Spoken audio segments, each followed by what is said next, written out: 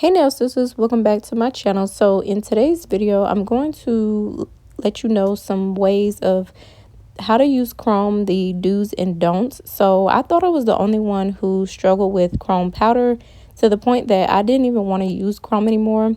So I'm going to show some mistakes in this video when using Chromes. And I feel like Chrome is very sensitive when it comes to using it. And it's not always the chrome that you use, it's what's applied on the surface of the nails before you apply the chrome. So the texture of the nail before applying the chrome determines how your chrome actually is going to come out.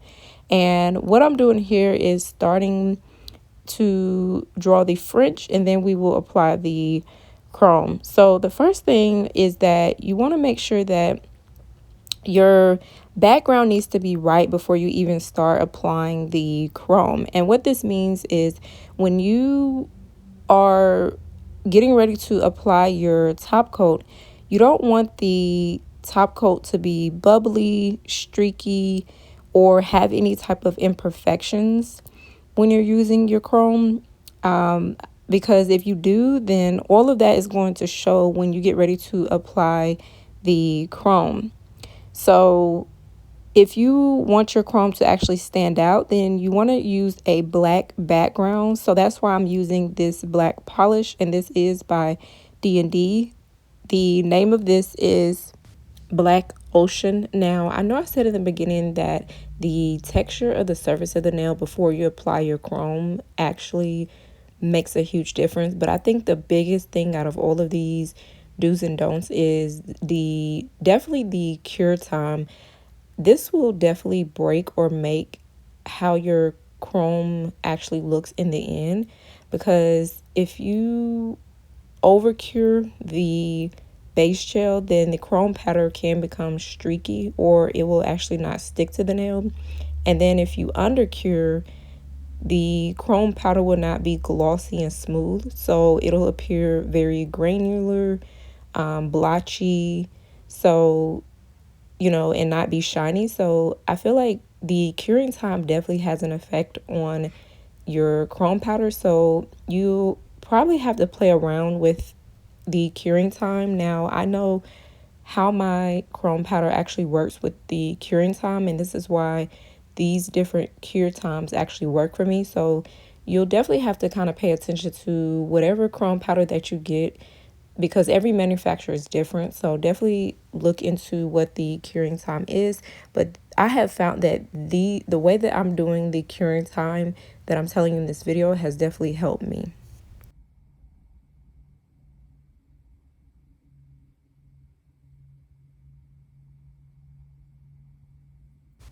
Now I'm going in to fill in the area for the French line, and I'm polishing it underneath the French line so that I don't mess that up. I am using the side of the brush when I'm going on the side so that I can still keep the shape of how the French is actually going.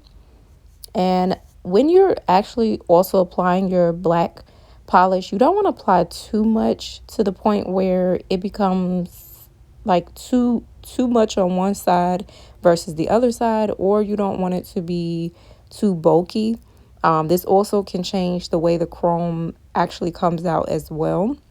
I find that if you have too much, then this can kind of also cause like wrinkles in the polish, because the UV light cannot even penetrate through those layers of the gel polish. So just be sure to also apply a thin coat when you are using the black polish. And after I'm finished filling in all of the French lines, I'm gonna cure this for 30 seconds. I don't know about you, but it just seems like with Chrome, she has PMS symptoms every day. So it's very sensitive. And like I said, you really have to ensure that nail is with a clean, smooth surface. So the first thing that I like to do, and I forgot to show this, is to wipe the nail with alcohol first. I feel like this way it will definitely give me a smoother foundation before I even start applying the chrome. And the reason why I say chrome is really sensitive, it it's sensitive before you even start applying it. So I'm really giving you a lot of the mistakes that I did and finally found out, what was actually causing me not to have a really flawless, perfect Chrome application due to me skipping these important steps that I'm giving you.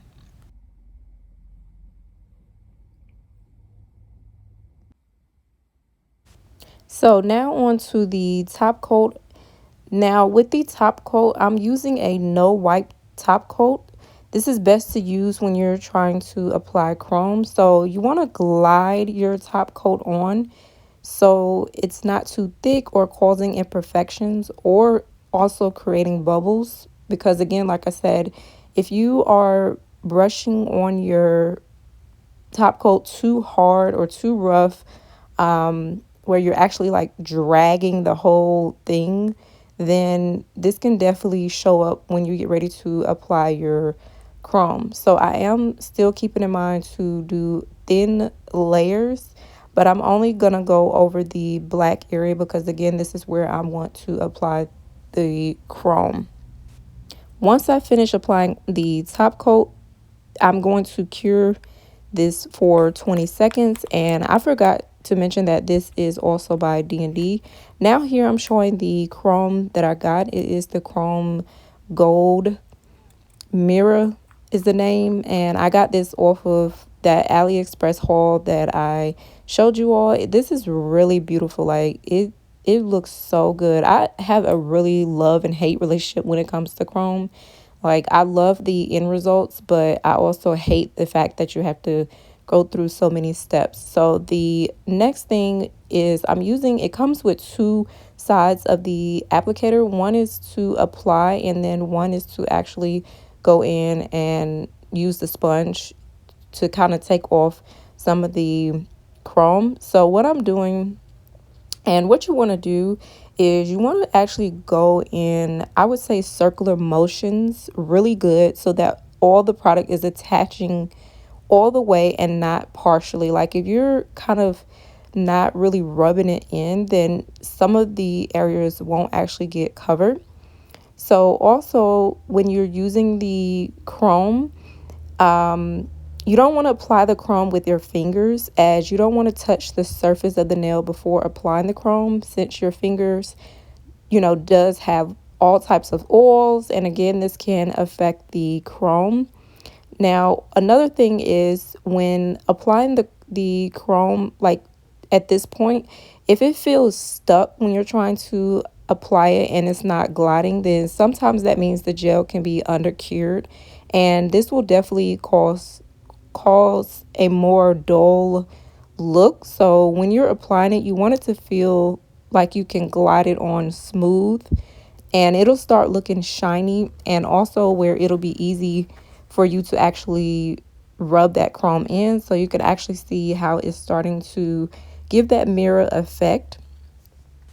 Now in this video, I wanted the chrome to still have glitter in mind, but if you want a more glitter mirror finish look, what you would do is after you have applied the chrome, you would go in and dust everything off with a brush. So you do want to brush off the excess powder. If not, it will have that glittery look because there's still excess glitter left from the chrome. And then after that, what you want to do is take a sponge, like a makeup white sponge, or even this white applicator that it actually comes with. You want to use that to kind of go after that to remove the excess that's left and to actually smooth everything out. So I'm just showing here how it's starting to come together and look. You will begin to notice that some of the chrome on the nails is starting to look as though it has dips, bumps, holes, and imperfections. And this is why I said that it's important that your surface, before you apply the chrome, it definitely makes a huge difference. So, again, you want to go through those steps to ensure that you are gliding the polish on, the top coat on, You're making sure that, you're not like dragging the polish. You don't have any bubbles in it. And then also, like I mentioned, you don't want to apply too much like that black color on one side. So all of that definitely makes a huge difference. Everything has to be very smooth before you apply the chrome. So after you have applied the chrome, you don't want to go in and apply another top coat, because a super shiny on top of a super shiny surface, when it comes to gel, it doesn't stick if you like go right in after this to apply a top coat, because it will cause problems, and this will actually cause the chrome to chip. So what you want to do, and I didn't show, but you want to seal the chrome first. This creates a barrier between the chrome and the top coat. So what I like to do is apply a base coat after this, and then cure that. And then after I have cured it, then at the very end, I apply a top coat and then cure that for 10 seconds. And I forgot to mention that at this point, once you have, gone in, brushed everything off, you do want to cure this on its own to make sure that the chrome actually will be, kind of fully cured and not undercured.